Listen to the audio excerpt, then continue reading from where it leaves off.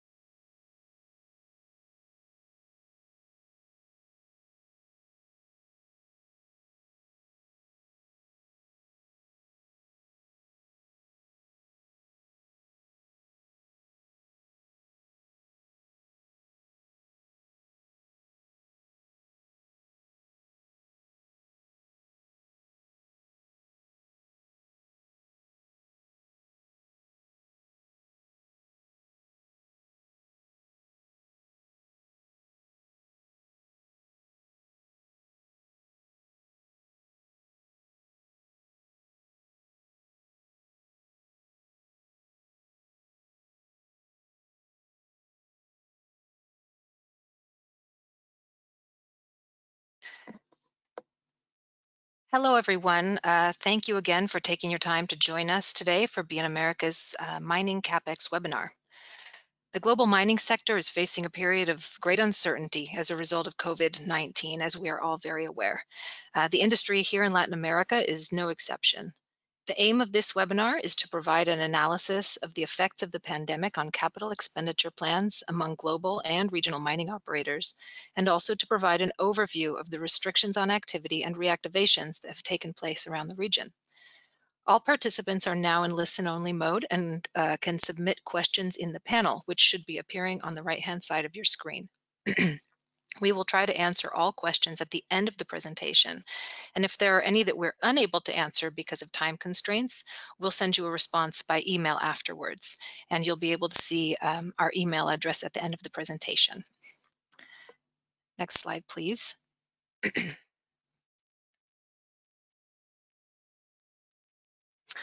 The figures in today's presentation are based on our Mining Capex 2020 report. Each year we study a sample of 20 key mining companies with presence in Latin America. It includes all of the global diversified majors and gold majors that have producing assets here in the region, and a few regionally based players. We track the company's executed capital expenditure for the prior year and the guidance for the current year to try to get a sense of where the industry is headed. This year, as you might imagine, we were presented with a very special challenge as we put together the report, because companies have been changing or withdrawing guidance as they evaluate how best to respond to the effects of the COVID pandemic. Next one, please. Okay, this graph shows two of the key findings of our research. First, we have the upward trend in spending that was happening over the last 3 years. These figures represent the sum of the real executed Capex of the 20 mining companies that we included in the report in 2017, 18, and 19, as reported by each company. And then we have the last part of the chart, the forecast for 2020 capital spending. 2 to 3 months ago, the spending of this group of companies, and we'll see the names of the companies included in the analysis in a few minutes, their spending was projected to grow again this year by almost 11%. But since the coronavirus pandemic has taken hold, 11 of the 20 companies in our sample have officially reduced their guidance, placing the total planned spending number 2% below 2019 real spending. The average guidance reduction of the companies who have reduced guidance is 14%. The late April number that you see in the orange column is the one that we published about 3 weeks ago in our Capex report, and the mid-May number is updated to May 15th with cuts that have come since then. I would not be surprised to see more cuts as the year continues, particularly because some companies that have not yet provided revised guidance have said that they will do so, maybe next quarter, or have said that their guidance is under review. So now we're going to take a look at some of the drivers behind the guidance cuts, and then we'll dive into some of the details of the company's spending plans. And finally, we will take a look at the state of mining operations around the region in the current context. Next one, please. So there are really two factors at play in the 2020 Capex guidance reductions. One is mining companies' inability to fully execute their planned capital spending as a result of the immediate health crisis. The government mandated quarantines and companies' own measures to ensure physical distancing to protect their workers have slowed down mining activity and led to the deferral of non-critical works. Companies simply can't access the mine sites. The other factor is the broader impact, of course, of the pandemic and the uncertainty around economic recovery and metal prices. So here in this chart, we have the copper price. Copper plummeted down to as low as $2 per pound on March 18th, and that has since corrected up to the 230s or even close to 240. But this is still a price level that we hadn't seen since 2016. The price had been rising late last year and into January, and there was quite a bit of optimism around the closing of a trade deal between the US and China, or a trade agreement, and that now seems pretty unlikely in the current context. The price has corrected upward by about 17% or so since the bottom of the graph in mid-March. That was when China began to resume activity after its initial lockdowns. But compared to the beginning of 2020, the copper price is now down about 17%, and compared to the 2019 average price of nearly $2.80 a pound, it's down even farther. Output reductions from mine disruptions could partially offset demand reduction and soften the downward effect on prices. But some experts, like the consultancy Crew based in the UK, believe that demand will not recover until 2021. And Crew, for one, is no longer forecasting that a copper market deficit will develop by the mid-2020s. And that has really been the underlying story driving copper mine investment for a few years now. Nickel and zinc prices also hit lows in March and have recovered to levels about 12 or 13% below where they started this year. Iron ore is a different story at the moment. Iron ore also fell to a low in March, but has returned to a similar level to where it started, and is actually trading now higher than its 2019 average at close to $90 per ton. This appears to be driven by difficulty in just moving the iron ore from Brazil to China, is one aspect, just due to the pandemic. And there are concerns that the outbreak in Brazil could disrupt production itself. And just to quickly mention, lithium prices have already been on a downward trend for about a year, and this has just continued into 2020. Prices for lithium carbonate are down about 15% now from where they started the year. So if we could please go to the next slide.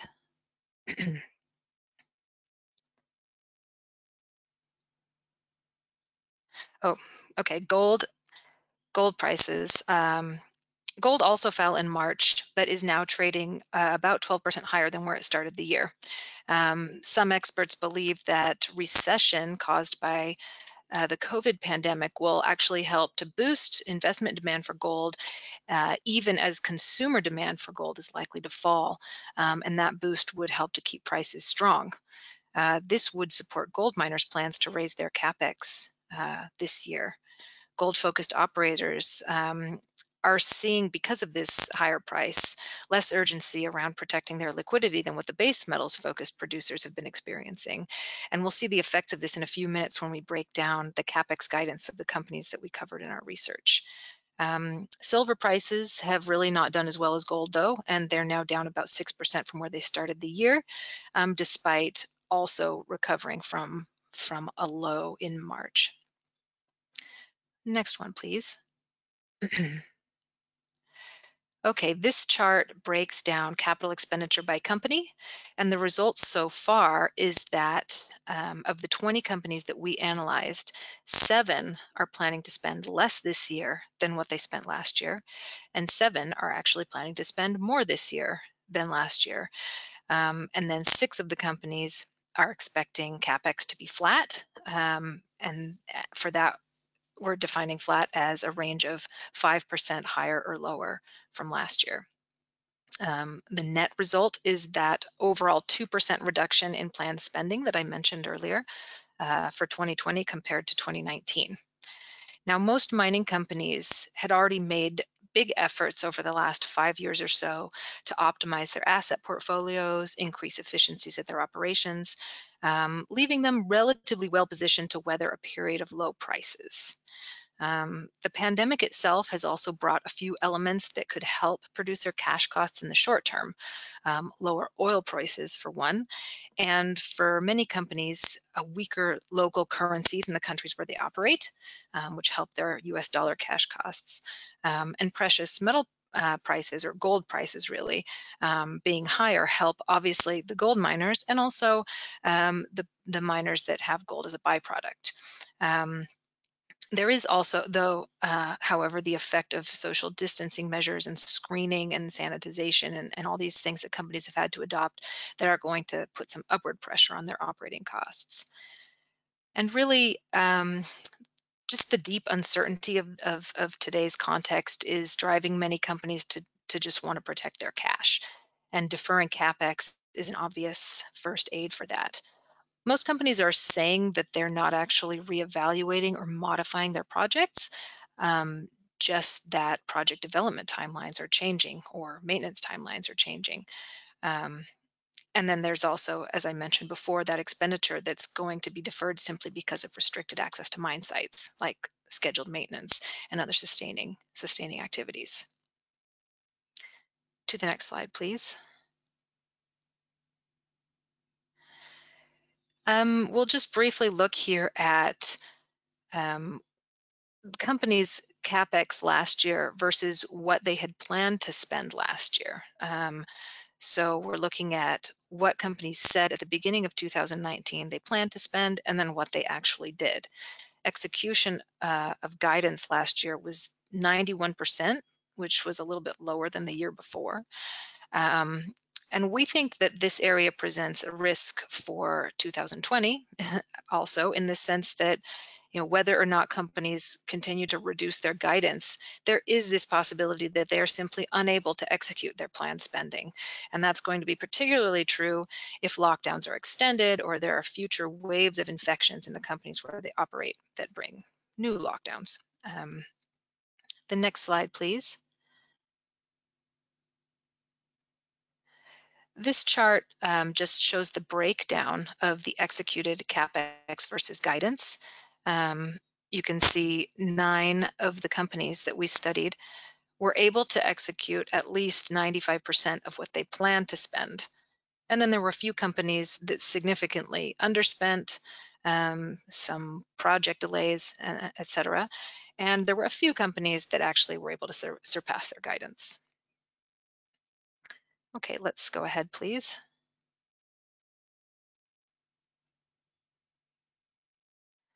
Okay, so now I would like to just zoom in on the base metal miner plans and the precious metal miner plans in terms of investment for this year. And here we'll be able to see just how much harder the base metal companies have been hit by the pandemic and the economic crisis versus the precious metal focused companies, or the gold focused companies in particular. The 13 base metal focused companies in our study as a group had been growing spending steadily over the last 3 years. Now, though, with their Capex cuts, we're looking at a net reduction of 3% this year.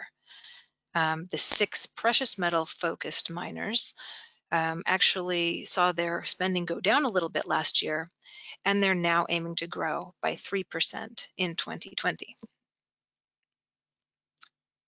Next slide, please. But according to the original guidance given by the base metal companies, they were targeting a net spending increase of 11% this year. So from planning an 11% increase, we're now looking at a 3% decrease among the base metal companies.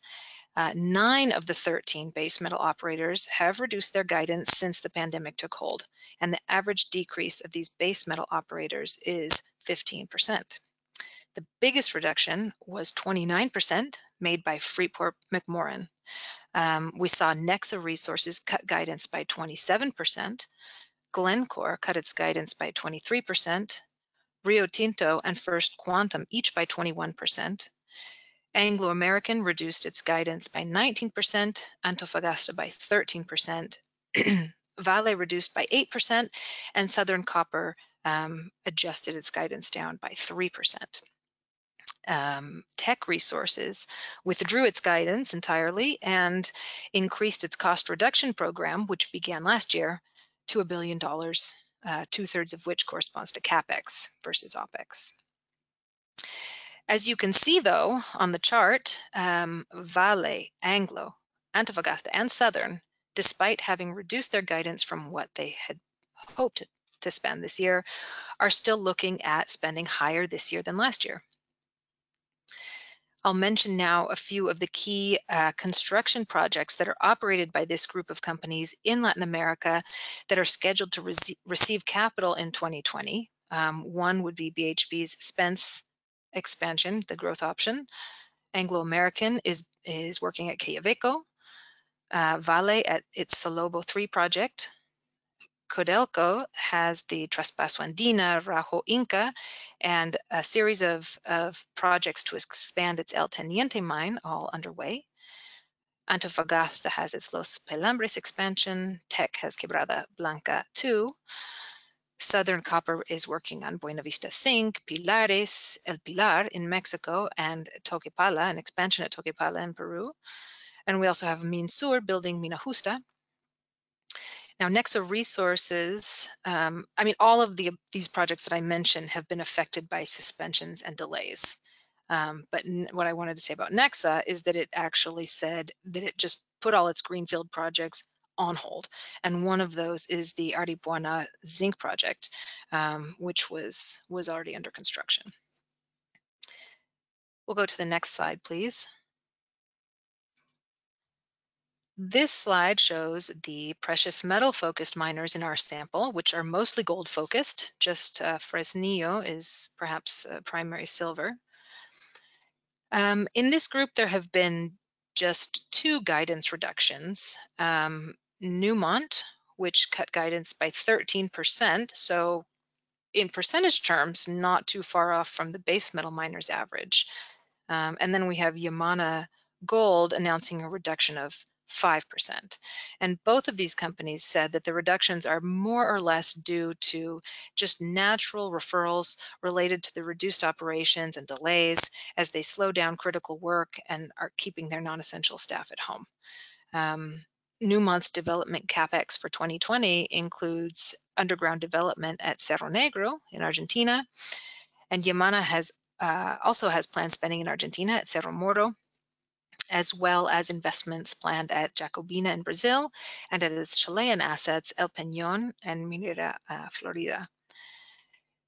Barrick Gold is the company here that's that's really planning an increase. The orange bar for Barrick here is showing the midpoint of its guidance range, which is $1.6 to $1.9 billion, and that has not changed since the start of 2020. The company did say that spending is likely to be at the lower end of the range due to these pandemic-related delays. But even that, spending at the low end of the range would still represent a 6% increase over 2019. So Barrick's Latin America spending this year will include work at the Pueblo Viejo expansion, which is a JV that it has with Newmont, and at the Zaldívar chloride leach project in Chile, which is a JV with Antofagasta. Kinross Gold has withdrawn its guidance and is still looking at starting up work on its La Coipa project in Chile this year, but with a delay of a few months. Fresnillo has capital allocated for 2020 to its Juanicipio project, as well as work on its pyrites plant and Fresnillo optimization and Ciénaga optimization. Now, Fresnillo has not said one way or the other whether guidance might change this year. Buenaventura has said that it's reassessing its spending plans, but hasn't changed the numbers yet. Okay, now I would like to hand it over to Sam, who's going to walk us through the impacts of the pandemic on mining operations around the region. Okay, thank you, Nora. So Peru was among the worst hit countries in the region in terms of suspensions or reductions of activity at mining operations, as the quarantine measures were early and comprehensive. Starting on March the 16th, companies were only allowed to carry out critical maintenance operations, leading to major reductions in activity at the country's 3 biggest copper mines, Cerro Verde, Las Bambas and Antamina, among many others. However, Southern Copper managed to keep operating at 90% of capacity, with only essential personnel at its Cuajone and Toquepala mines. But the government of President Martin Vizcarra issued a decree on May the 3rd to restart the economy. The first phase of this includes a gradual resumption of activity for large-scale mining operations, which must comply with certain protocols. As of May the 13th, 5 of the 17 operators considered large-scale, with 39 operations between them, had received authorization, and the rest were expected to receive authorization within the coming days, within the days after that. Phase 1 also allows for the restart of construction projects considered to be of national interest, including Quellaveco, Mina Justa, and the expansion at Toromocho. Government quarantine orders in Chile did not restrict mining companies from operating. However, companies have reduced personnel at most operations in an effort to observe social distancing to protect against infection. As of last week, the industry overall was operating with a 30% reduced workforce. Key development projects also remain suspended, including Teck's Quebrada Blanca dos project, Antofagasta's Los Pelambres expansion, and Codelco's Inca Pit and Andina.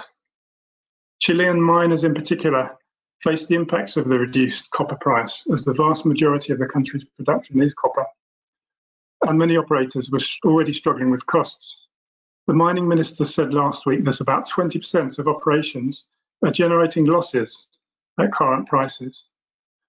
While there are no firm guidelines for ramping up, mining companies are said to be reviewing options for a gradual return to full operations, and the mining and finance ministries are working together on a plan to facilitate development projects post-pandemic. Please turn to the next slide. So at the national level, Brazil declared mining activity essential in late March as it sought to keep operations going despite restrictions imposed on business activity and the movement of people by some state and local governments.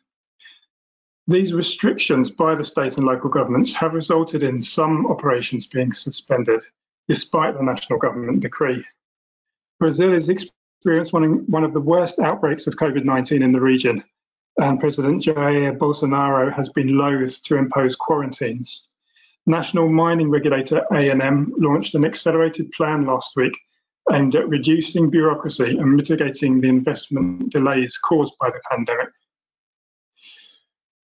So turning to Mexico, mining was not initially deemed an essential activity in the country, which led most operators to halt operations at the start of April. Only last week, on May the 13th, did the government grant the sector essential status as part of a phased plan to reboot the economy. New guidance was released at the start of this week, setting out the protocols that mining companies must put in place prior to any restart. For any restart of any mining operation, this will require the approval of the country's Social Security Institute, IMSS. Under these guidelines, mining companies in Mexico are now looking to resume operations later in May or early next month. Please turn to the next slide.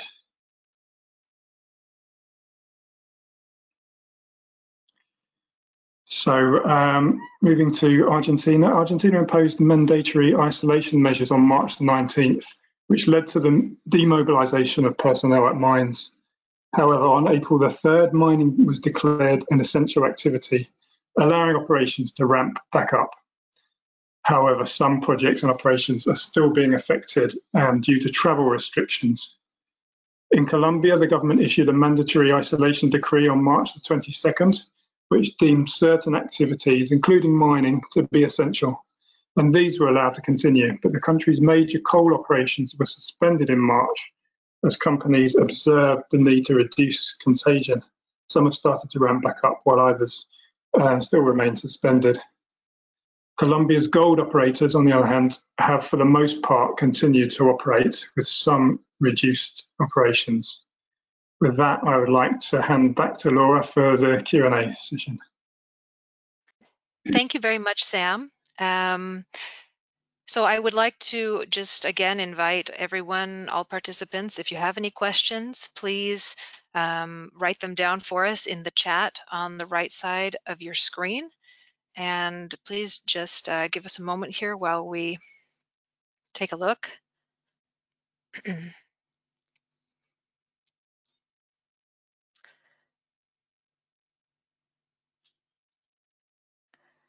Okay, so one question: are companies cutting most from sustaining or from growth Capex this year? Unfortunately, we don't have a lot of hard numbers available to determine this. A lot of the Capex cuts that we've seen in the last few weeks have been reported just as generalized numbers. But as we did discuss during the presentation, both sustaining spending and work at development projects is being affected by the immediate health crisis. What I can also say based on our study is that in 2020, the companies in our sample that had provided this breakdown of sustaining versus expansionary Capex planned to dedicate 39% of their overall Capex to expansionary projects, and that there were 11 out of the 20 companies that provided this information. And that was actually a fairly noticeable decrease from the guidance the year before, because at the beginning of 2019, the companies that reported this information, and at that time there were 13 companies, and they're not necessarily including exactly the same companies that reported this year. We're just trying to kind of illustrate a trend, not do an exact comparison. But those companies were planning 58% of their Capex to go to expansionary projects versus the 39% this year. So a kind of a big decrease this year, even before or kind of as guidance cuts were starting to happen, but they were still coming at that point.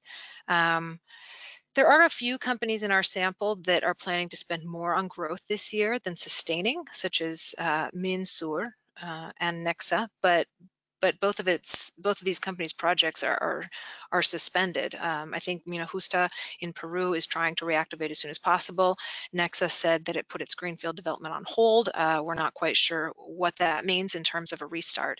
So those figures could change. SQM, the Chilean lithium company, is also looking at greater expansionary spending this year, but it did say that prices are at risk and its Capex plans could change. So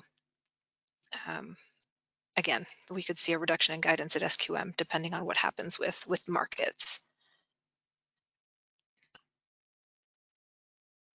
Please bear with me for a moment.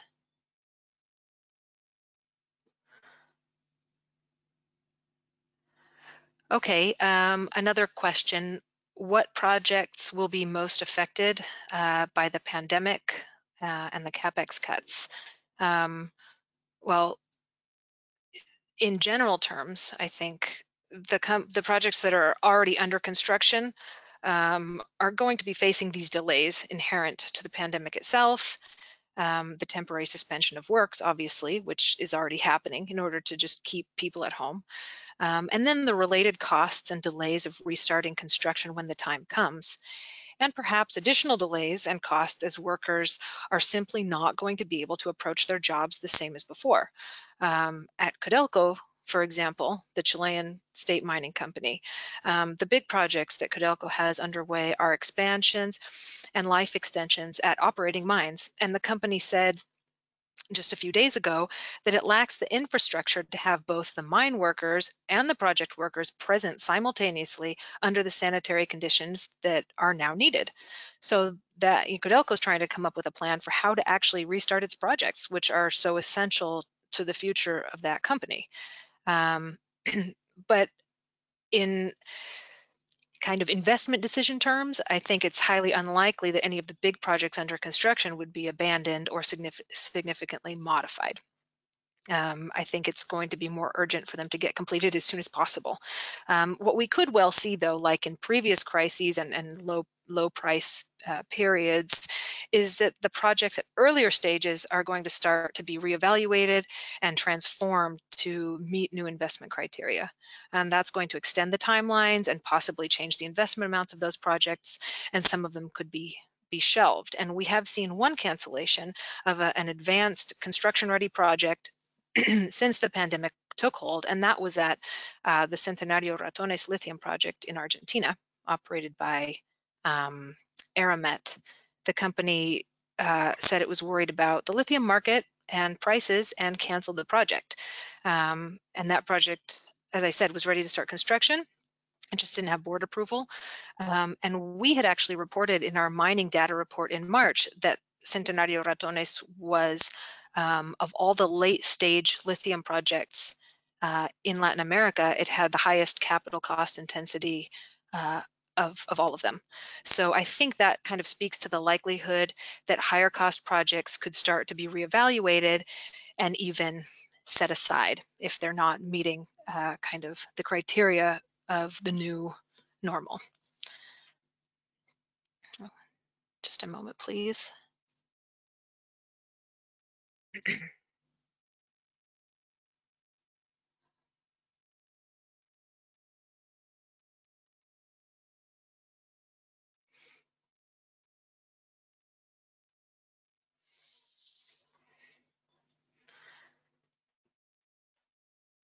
Okay, there are a couple of questions here, people looking to clarify some details of our the analysis that we're presenting this morning, does the study analyze more companies than those shown in the presentation? It does not. We include this sample of 20 companies to try to represent where the industry in general is headed. So when we look at, the BHP, Capex, and the Vale, we're taking their global spending figures also, not just Latin America, and these are really the companies that are kind of leading the trends generally in terms of spending plans and or reductions. We also have a question here about whether or not the figures include Mexico and the Caribbean.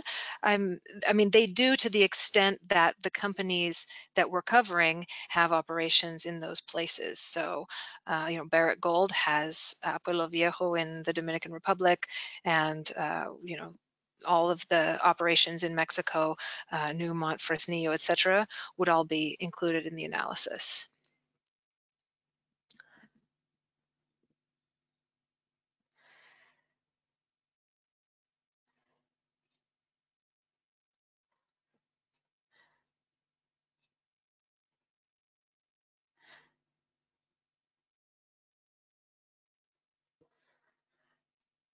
Okay, and I think just one more question briefly we can take, which is given that many companies have reduced Capex guidance for 2020, can we expect spending to resurge next year if companies are looking to catch up with their missed spending? I think as we've kind of discussed today, many companies have said that their guidance cuts don't actually represent cuts, just schedule changes. There have been a lot of delays to that non-essential maintenance for this year, and that is likely to be pushed over into 2021 or when conditions allow. So we could see an increase in this sustaining Capex next year or later this year as companies are looking to catch up with that spending that they're not able to do right now. But we do think it's unlikely that the full amount cut from this year's budgets will simply be added onto next year's spending.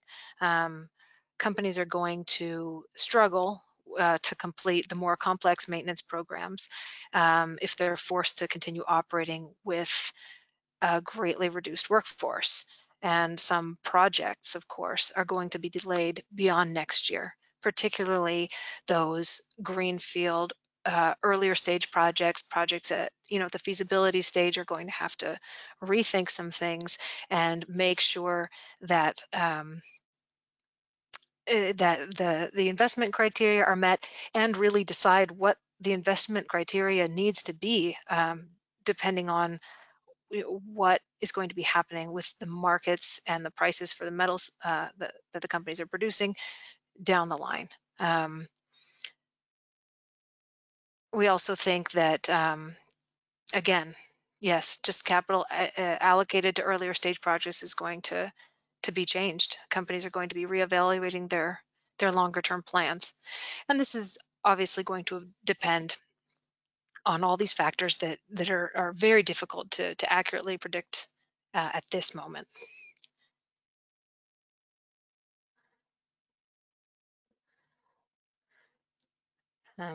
Please bear with me a moment.